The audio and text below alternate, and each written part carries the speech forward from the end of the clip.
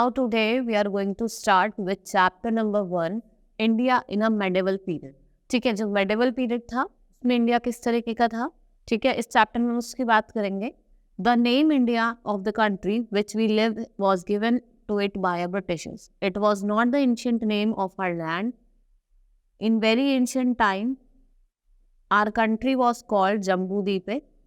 Name referred to a Buddhist work. The Purans mention the term Bharatvarsha, on the land of Bharat, a hero of Vedic age who fought many tribal wars and built up an empire for himself. Thus, Bharatvarsh was defined as a country that lies to the south of snowy mountain of the Himalayan and the north of Indian Ocean. ठीक है, अगर हम बात करें ancient time की, जो हमारा India का नेम था वो जम्बूद्वीप है. ठीक है, और जो हमारा पुराण है, पुराण ने मेंशन करता है ऐसा भारतवर्ष. ठीक है, जो पुराण है उन्होंने इंडिया का नेम क्या मेंशन करता है, भारतवर्ष. ठीक है, जो हमारा इंडिया है वो कहाँ लाया करता है, अगर भारतवर्ष जो है वो डिफाइन करता है कंट्री को कि जो हमारा इंडिया है वो कहाँ लाया करता है, south of snowy mountains of the Himalaya और नॉर्थ ऑफ इंडियन ओशन. ठीक है, साउथ में होते हैं हिमालयन माउंटेन्स, तो उसके साउथ में लाया करता है, नॉर्थ ऑफ इंडियन ओशन में लाया करता है. There were other ancient names of the Indian subcontinent such as Aryavarta, ब्रह्माष्ट्र. The Persian first changed the name of the river Sindhu into Hindu, by which the country was known. Later on, Greeks called it Indus, and the term was used for the whole country by the Greek and Roman writers. The Chinese used the term Tinchu for India. ठीक है, अगर हम बात करें पहले जो अलग अलग नाम थे इंडिया के, एंशियंट नेम थे आर्यवर्ता और ब्रह्माष्ट्र. ठीक है, फिर उसके बाद पर्शियन आए जिन्होंने सबसे पहले जो सिंधु का नेम किस में चेंज करा, हिंदू में चेंज करा. ठीक है, एंड देन इंदस. फिर उसके बाद लेटर जो ग्रीक्स आए थे उन्होंने इसको इंदस में बताया था. And the term was used for the whole country, और ग्रीक और पर्शियन ने इंदस का वर्ड पूरी कंट्री के लिए यूज करा. ठीक है, मेडिवल पीरियड और time frame. Although the history of every country in the world is divided into 3 major periods, ancient, medieval, modern, yet none of these periods start and end with any definite date.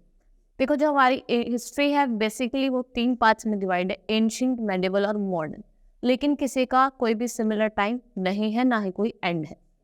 The word medieval came from the Latin word meaning times in the middle.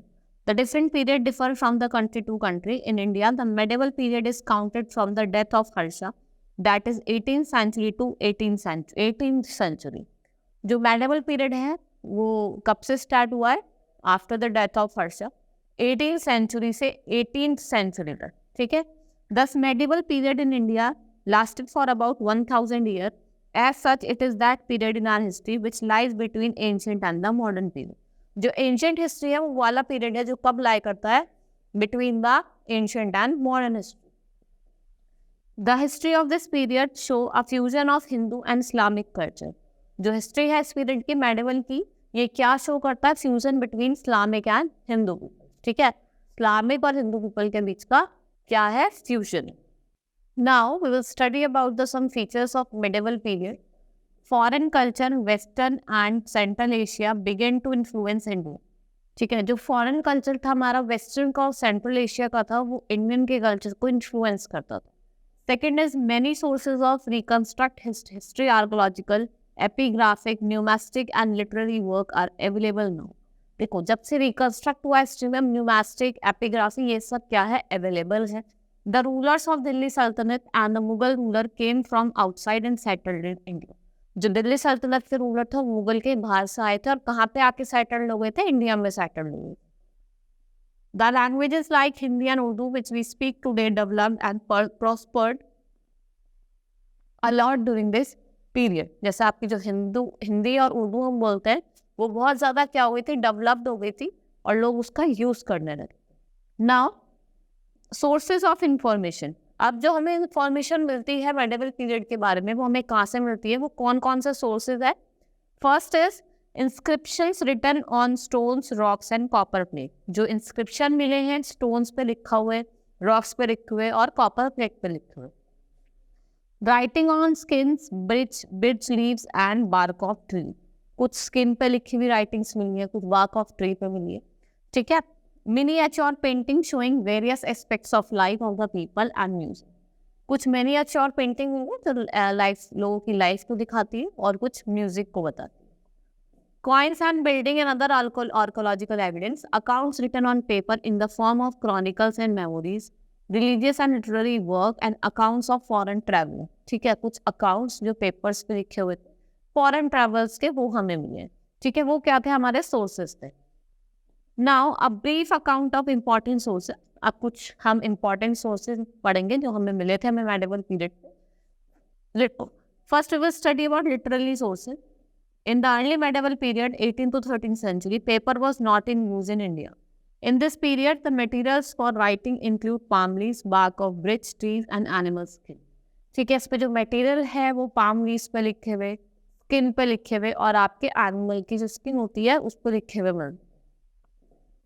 In the later medieval period, 13th to 18th century, paper was a chief writing material. The famous original sources of period। जब हम 13 और 18th century में आ गए तो paper क्या हो गया, chief source हो गया जिसपे हर चीज लिखी हुई मिलती थी। अब मैं बताऊंगी कुछ सोर्सेस। पहले तबाकत ए Nasiri by Minhaj us Siraj is a detail history of Muslim dynasty from the time of Ghori chiefs to the design of Balban. जो तबाकत ए नसीरी है ये किसने लिखा, मिनाज और सिराज ने लिखा। इसमें आपको डिटेल हिस्ट्री मिलेगी मुस्लिम डायनेस्टी की from the time of Ghori to the Balban. Now Tarikh Alai by Amir Khusro, the parrot of Hind, gave an account of Khilji ruler. ठीक है, जो अमीर खुसरो थे उन्होंने लिखी थी। ठीक है, और इसी पैरिस नाम में हम पैरट ऑफ हिंद भी कहते हैं। और इन्होंने क्या दिया था, अकाउंट दिया था खिलजी रूलर का। Now Zafarnama is a history of Timur compiled by Sharafuddin. जो जफरानामा है ये किसकी हिस्ट्री है, तिमूर की, और ये किसने दी है हमें, सराफुद्दीन ने। ठीक है, it's given by Sharafuddin. Now, N.A. Akbari and Akbarnama by Abdul Fazal gave a complete accounts of Akbar designs and government। देखो जो N.A. अकबरी थी जिसे हम अकबरनामा भी कहते हैं। ठीक है, उसमें आपको जो अब्दुल फैजाल है उसके बारे में किसने दिया, अब्दुल फैजाल ने दिया। ठीक है, और इसमें आपको अकबर के डिजाइन के बारे में पता चलेगा। The other important work of this periods include Al-Biruni's Tahqiq-i-Hind, मुक्तन कुल तारीख बाय बदाउनी एंड हुमायूं नामा बाय गुलबदन बेगम। और जो हुमायूं नामा दिया था वो किसने दिया था, हमारा गुलबदन बेगम ने। ये क्या है, हमारे सारे लिटरेरी सोर्सेज हैं। ठीक है, जो हमें मेडिवल हिस्ट्री में मिले। Now foreign travellers account.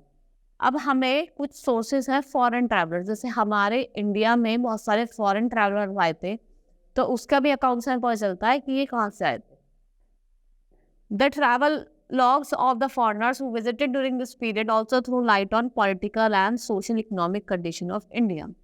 Some of these are the accounts of Ibn Battuta, Marco Polo, Nicola Conti, Abdul Razak, and Ralph Fitzbardner and Tavernier. Another important literary sources of this period are famous imperial decrees, order correspondence of the king। कुछ इसमें important और decrease वगैरह थी, political orders थे, वो भी एक तरीके के लिटरेरी सोर्सेज थे। ठीक है, फॉरेन ट्रैवल इबन बतूता आए थे। ठीक है, मार्को पोलो आए थे, अलग अलग फॉरेन ट्रैवलर्स है जो उस पीरियड में आए। Now next sources archaeological sources. अब कुछ आर्कियोलॉजिकल सोर्सेज पढ़े, जैसे आपको महादेव टेम्पल, सन टेम्पल, ये हमारे आर्कियोलॉजिकल सोर्सेज हैं medieval period. The object excavated from the ground are few but protected monuments are many. These includes temple like Brihadeshwara, Kandariya Mahadev temple, Lingaraj, Sun Temple at Kodak, mosque like Quwwatul Islam Mosque, Zaha Masjid, forts like Red Fort, Agra Fort and Chittor Fort, the tomb like Humayun Tomb, Akbar Tomb at Sikandra, and Taj Mahal and places like those at Jodhpur, Jaisalmer and minars like Qutub Minar।